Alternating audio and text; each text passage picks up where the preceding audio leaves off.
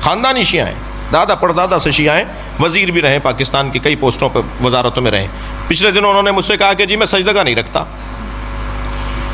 کیونکہ نبی نے خاک پہ سجدہ، کربلا تو نبی کے بعد ہوئی ہے، تو نبی نے پھر خاک پہ سجدہ تو نہیں کیا ہوگا، وہ تو کربلا کے بعد خاک آئی ہے۔ میں نے کہا یہی آپ کی غلط فہمی ہے۔ اور اچھا اس ٹائپ کے جو لوگ ہیں نا، ان کے مزاج میں بولنا ہے، سننا نہیں ہے۔ اپنے آفسوں میں بیٹھے ہوتے ہیں، اپنے ماتحتوں کے ساتھ زیادہ رہتے ہیں، تو بول بول کر ان کو اتنی عادت ہو گئی ہے کہ دوسرے بھی چپ رہتے ہیں کہ بھئی انہی کو بولنے دو، تو وہ سننے کے تو عادی نہیں ہے۔ تو خدا کے لیے اچھا الحمدللہ اس وقت ہماری یہ پوزیشن بھی ہے کہ پاکستان کے جنرل، پاکستان کے وزراء، پاکستان کی شخصیات، تھوڑا سا دل ان کا ہمارے اوپر آیا ہوا ہے، تو ہم بھی اپنا کام پورا کر رہے ہیں۔ تو وہ کہنے لگے جی میں سجدگاہ نہیں رکھتا۔ تو میں نے کہا آپ شیعہ نہیں ہیں؟ کہنے لگے شیعہ ہوں، کھلا شیعہ ہوں، عزادار ہوں، ماتمی ہوں، گھر کی عزاداری ہے، خاندانی عزادار ہوں، خاندانی شیعہ ہوں، سجدگاہ نہیں رکھتا۔ میں نے کہا کیوں نہیں رکھتے؟ کہنے لگے نبی نے کس پر کیا ہوگا سجدہ؟ میں نے کہا خاک پر۔ کہنے لگے کربلا تو نہیں تھی؟ میں نے کہا کربلا تھی، کربلا تو حضرت آدم کے زمانے سے ہے، کربلا کی زمین پر تو حضرت آدم کو اللہ نے بھیجا، حضرت نوح کو بھیجا، حضرت ابراہیم کو بھیجا، ہر نبی کو کربلا بھیجا، اور ہر نبی کا ایک قطرہ صحیح کربلا میں گرایا، ٹھوکر لگی، سر پھٹا، گھٹنا چھلا، پیر کے انگوٹھا چھلا، خون کا ایک قطرہ ضرور نکلا ہے ہر نبی کا۔ اور جب وہ پوچھتے تھے یا اللہ ہم سے کوئی خطا ہوئی ہے؟ کہ نہیں خطا نہیں ہوئی، حسین کا خون یہاں گرے گا، تمہارا ملا رہا ہوں۔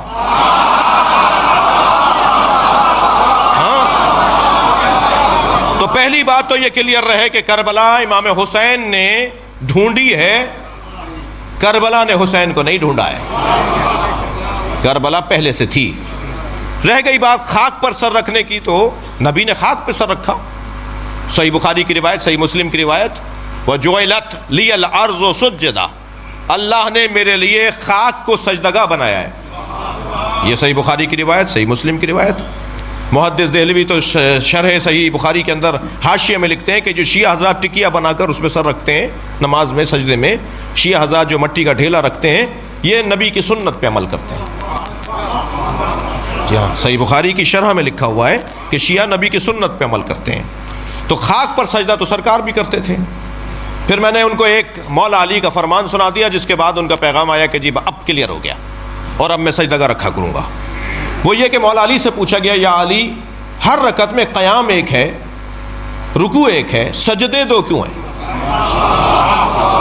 فلسفہ احکام، مولا سجدے دو کیوں ہیں؟ تو مولا نے قرآن کی آیت پڑھی کہ سجدے دو اس لیے ہیں کہ جب تم پہلا سر سجدے میں رکھتے ہو، پہلے سجدے کے لیے سر رکھتے ہو خاک پر، تو قرآن پکار کر کہتا ہے منہا خلقناکم، تم اسی مٹی سے بنے ہو۔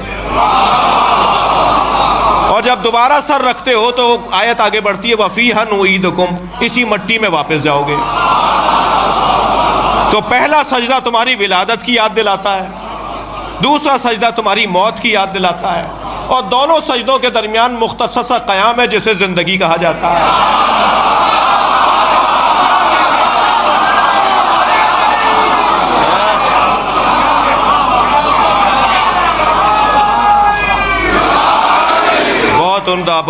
بہت بہت شکر گزار ہوں۔ بس ایک جملہ میرا بھی اس میں ہے، مولا کا فرمان یہاں رک گیا۔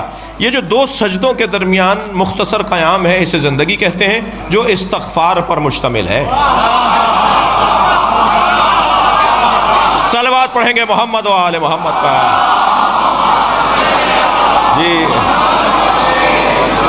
جی مولانا، پہلا سجدہ ولادت کی یاد، دوسرا سجدہ موت کی یاد۔